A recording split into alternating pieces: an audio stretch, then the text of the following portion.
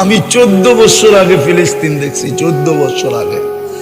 এই দুই চোখে দেখছি, এই দুই চোখে, এই দুই পায়ে আমি চষা বেড়াইছি।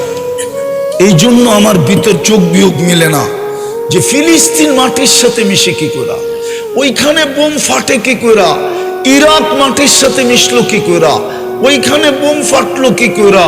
ফিলিস্তিনে তো ইব্রাহিম খলিল ঘুমাইতেছে ওয়াদিয়ে খলিলে, আরেক দিকে যদি তাকাই তো মুসা আলাইহিস সালাম ঘুমাইতেছে কসিবে আহমারে।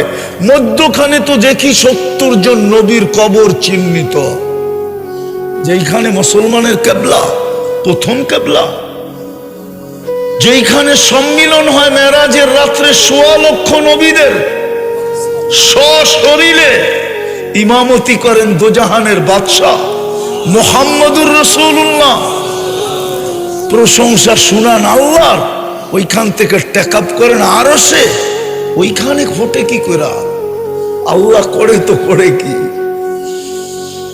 আল্লাহ তাকান না তো তাকান না কেন? খলিল তো ইত্তাখাযাল্লাহু ইব্রাহিমা খলিলা, আরেকদিকে কালিম তো ইত্তাখাযাল্লাহু মুসা কালিমা।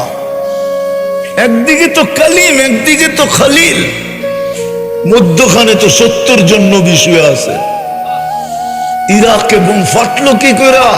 তাকাইয়া যদি দেখি তো দেখি পিরানে পীর ঘুমাইতেছে, আরেকদিকে যদি দেখি তো শেরে খোদা আলী ঘুমাইতেছে, আরেকদিকে যদি দেখি তো কলিজার টুকরা হোসাইন ঘুমাইতেছে, আরেকদিকে যদি তাকাই তো ইমামে আজম আবু হানিফা ঘুমাইতেছে, আরেকদিকে যদি তাকাই তো 10 থেকে 12,000 সাহাবা ঘুমাইতেছে, আরেকদিকে যদি তাকাই তো দানিয়াল আলাইহিস সালাম ঘুমাইতেছে। আখলাকিন নবীকিন, সমস্ত নবীদের আখলাকের ভিতরে ডুবায়া দাও। তো দানিয়াল আলাইহিস সালামের হুব দিছিলেন, ওই দানিয়াল তো ইরাকে ঘুমাইতেছে। দর্জন খানিক নবী তো ইরাকে ইতিহাস পাওয়া যায় ঘুমাইতেছে। ওইখানে বোম ফাটে তো ফাটে কি করে?